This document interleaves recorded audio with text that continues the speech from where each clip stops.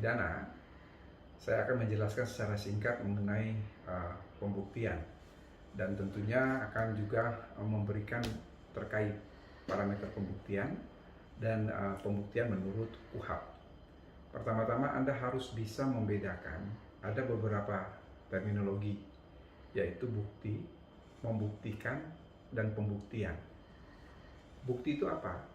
Bukti itu adalah informasi yang menerangkan kebenaran suatu peristiwa. Membuktikan berarti memperlihatkan bukti, berarti memperlihatkan informasi yang menerangkan kebenaran suatu peristiwa. Kalau begitu, apa yang dimaksudkan dengan pembuktian? Pembuktian itu adalah proses memperlihatkan bukti. Artinya proses memperlihatkan informasi mengenai kebenaran suatu peristiwa. Jadi dengan demikian, Anda harus paham mengenai pengertian bukti, membuktikan, dan pembuktian. Dalam kosakata Inggris, kita mengenal dua istilah. Yang satu adalah evidence dan yang satu adalah proof. Evidence itu lebih mengarah pada pengertian bukti, sementara proof lebih mengarah pada pengertian pembuktian. Kalau begitu, apa yang dimaksudkan dengan hukum pembuktian? Hukum pembuktian adalah seperangkat aturan hukum yang mengatur tentang pembuktian, meliputi dasar-dasar pembuktian, alat-alat bukti, cara memperoleh, menemukan, mengumpulkan, dan menyampaikan bukti di depan sidang pengadilan, beban pembuktian, minimum bukti, dan kekuatan pembuktian. Sebenarnya definisi dari hukum pembuktian sudah mencakupi parameter dari hukum pembuktian itu sendiri. Dengan demikian, ada 6 parameter pembuktian. Yang pertama adalah dasar-dasar pembuktian. Dasar-dasar pembuktian ini bisa kita sebut dengan istilah teori pembuktian. Secara garis besar, kita mengenal 4 teori pembuktian. Yang pertama yang disebut dengan istilah conviction in time. Conviction in time itu apa? Conviction in time itu adalah hakim memutus perkara semata-mata hanya berdasarkan keyakinan. Yang kedua, yang dikenal dengan istilah conviction raisonné. Artinya, hakim memutus perkara dengan keyakinan atas dasar rasionalitas. Yang ketiga adalah negatif wettelijk bewijs teori atau teori pembuktian menurut undang-undang secara negatif. Artinya apa? Artinya hakim memutus perkara berdasarkan minimum 2 alat bukti ditambah dengan keyakinan. Dan yang terakhir adalah positif wettelijk bewijs teori atau teori pembuktian menurut undang-undang secara positif. Artinya, hakim memutus perkara semata-mata hanya berdasarkan alat bukti. 3 teori pembuktian yang pertama, yaitu conviction in time, conviction raisonné, dan negatif wettelijk bewijs teori, itu digunakan dalam hukum pembuktian pidana. Sedangkan positif wettelijk bewijs teori itu digunakan dalam hukum pembuktian perdata. Apa sebenarnya arti penting pembuktian? Kalau merujuk kepada apa yang dikemukakan oleh Profesor Sudikno Mertokusumo, ada 3 arti penting pembuktian. Arti penting pembuktian yang pertama yaitu dari segi absolut. Boleh dikatakan bahwa pembuktian secara absolut artinya pembuktian yang penuh dan tidak dimungkinkan bukti lawan dan dia tidak terbantahkan. Arti penting pembuktian secara absolut ini digunakan dalam perkara perdata. Arti penting pembuktian yang kedua adalah arti penting pembuktian secara konvensional atau secara relatif. Arti penting pembuktian secara konvensional atau secara relatif ini digunakan dalam perkara pidana karena depend on judge's conviction, tergantung kepada keyakinan hakim. Dan yang ketiga, arti penting pembuktian dari segi yuridis artinya pembuktian itu sudah sesuai dengan parameter pembuktian yang tadi sudah saya jelaskan dalam definisi hukum pembuktian.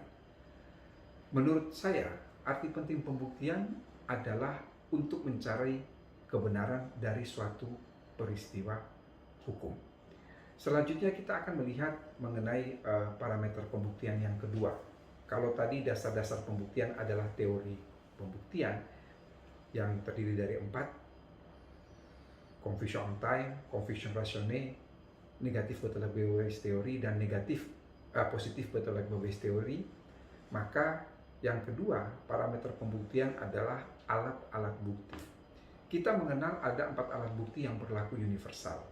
Yang pertama adalah saksi, yang kedua adalah ahli, yang ketiga adalah dokumen atau surat, dan yang keempat yang kita sebut sebagai physical evidence atau real evidence. Ketika kita berbicara alat bukti dalam konteks KUHP, ini berbeda. Mengapa? Sebab bila merujuk pada pasal 184 KUHP, alat bukti itu terdiri dari 5. Yang pertama adalah keterangan saksi, yang kedua adalah keterangan ahli, yang ketiga adalah surat, yang keempat adalah petunjuk, dan yang kelima adalah keterangan terdakwa. Mengapa saya katakan ini berbeda dengan alat bukti secara universal? Karena di dalam KUHP, barang bukti dan alat bukti dipisahkan. Kalau berbicara alat bukti, kita merujuk kepada pasal 184 KUHP. Sementara ketika berbicara mengenai barang bukti, kita akan merujuk kepada pasal 39 KUHP. Sementara dalam konteks hukum pembuktian universal, pada hakikatnya physical evidence atau real evidence, atau yang dalam bahasa KUHP kita sebut dengan istilah barang bukti, itu merupakan bagian dari alat bukti. Selanjutnya kita berbicara mengenai bewijsvoering. Bewijsvoering itu apa? Bewijsvoering itu adalah cara menemukan, memperoleh, mengumpulkan, menyampaikan bukti di sidang pengadilan. Harus sesuai dengan aturan hukum yang berlaku. Lalu apa konsekuensinya jika mengumpulkan, memperoleh, menemukan, menyampaikan bukti di pengadilan tidak sesuai dengan prosedur? Maka bukti itu atau boleh dikatakan tidak mempunyai nilai pembuktian.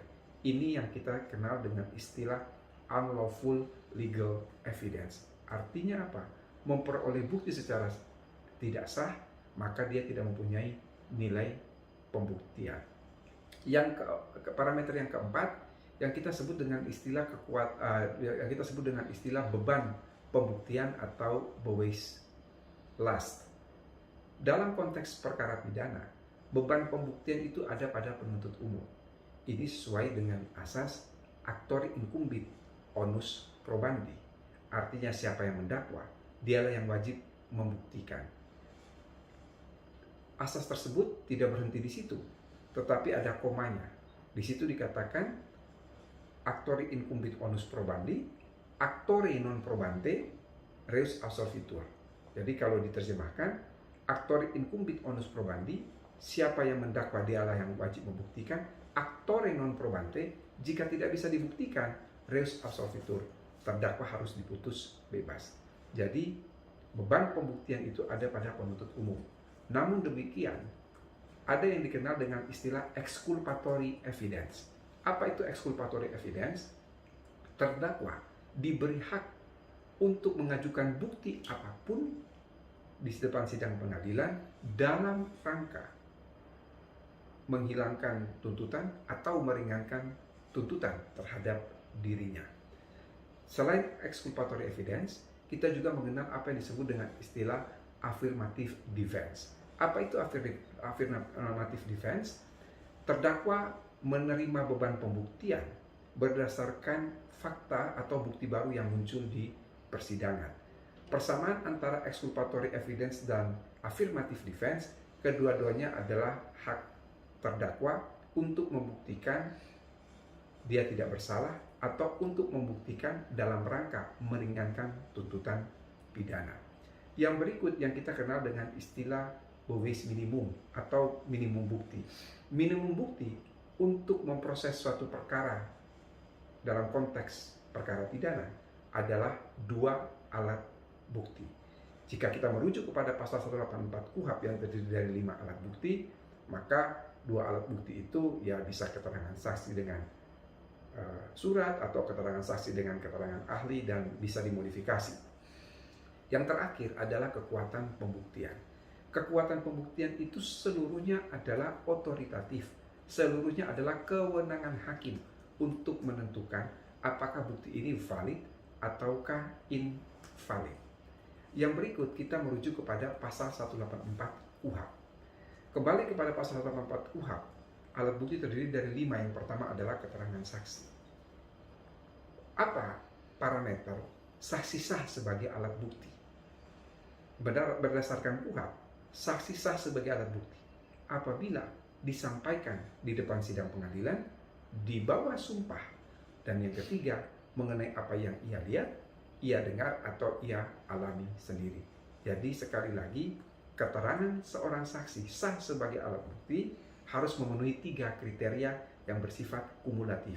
Yang pertama, dinyatakan di depan sidang pengadilan. Yang kedua, di bawah sumpah. Dan yang ketiga, mengenai apa yang ia lihat, ia dengar, atau ia alami sendiri. Pertanyaan lebih lanjut, bagaimana jika seorang saksi yang menyampaikan keterangan di depan sidang pengadilan tetapi tidak di bawah sumpah mengenai apa yang ia lihat, ia dengar, atau ia alami sendiri? Maka ini bukanlah alat bukti, melainkan sebagai hal yang dapat memperkuat keyakinan hakim bila mana antara bukti yang satu dengan bukti yang lain saling bersesuaian. Berdasarkan putusan Mahkamah Konstitusi, keterangan saksi ini diperluas. Jadi tidak mesti saksi itu melihat, mendengar, atau mengalami suatu peristiwa pidana, tetapi juga paling tidak dia mengetahui tentang peristiwa pidana tersebut. Di dalam konteks saksi ini pun berlaku yang kita sebut dengan istilah unus testis, nullus testis. Satu keterangan saksi bukanlah saksi.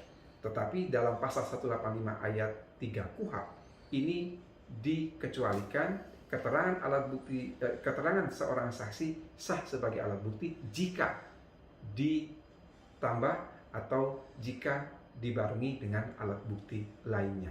Mengapa demikian? Supaya dia memenuhi minimum 2 alat bukti. Yang kedua adalah keterangan ahli. Keterangan ahli parameternya sah sebagai alat bukti sama dengan keterangan saksi. Hanya saja untuk parameter yang ketiga, bukan ia lihat, ia dengar, atau ia alami sendiri, tetapi dia memberikan keterangan berdasarkan pengetahuan yang sebenar-benarnya. Yang ketiga adalah alat bukti surat. Nah, ada 3 parameter atau ada 3 hal yang terkait dengan alat bukti surat atau dokumen. Yang pertama adalah mengenai keaslian atau orisinalitas dari surat tersebut. Jika surat itu asli, orisinil, maka pertanyaan yang kedua, apa isi surat tersebut? Ketika kita sudah mengetahui isi surat tersebut, lalu pada pertanyaan ketiga, apakah isi surat tersebut dilaksanakan ataukah tidak? Yang keempat adalah alat bukti petunjuk. Sebenarnya petunjuk ini adalah accessory evidence. Dia bukanlah alat bukti mandiri tetapi alat bukti pelengkap, dan ini adalah alat bukti yang hanya dimiliki oleh hakim. Apa itu petunjuk? Petunjuk itu adalah 2 persesuaian atau lebih yang menggambarkan 2 hal. Yang pertama, bahwa telah terjadi suatu tindak pidana, dan yang kedua, bahwa terdakwalah yang melakukan tindak pidana tersebut. Alat bukti petunjuk ini tadi saya katakan bukanlah alat bukti yang mandiri. Artinya apa? Artinya hakim memperoleh petunjuk berdasarkan keterangan saksi, surat, dan keterangan terdakwa. Dan alat bukti yang terakhir menurut KUHP adalah keterangan terdakwa. Keterangan terdakwa sah sebagai alat bukti, 1, yang disampaikan di depan sidang pengadilan, dan yang kedua hanya untuk dirinya sendiri. Artinya alat bukti artinya keterangan terdakwa ini jika berkaitan dengan orang lain maka dia tidak dikualifikasikan sebagai alat bukti keterangan terdakwa. Saya kira ini adalah pengantar pembuktian. Untuk selanjutnya, saudara bisa melihat slide yang saya kirimkan, dan saya berharap pada pertemuan nanti di kelas via Zoom, saya persilahkan kepada Anda yang ingin bertanya dari penjelasan singkat saya maupun dari slide yang akan saya share kepada Anda saat ini. Kurang dan lebihnya saya mohon maaf. Billahi taufiq.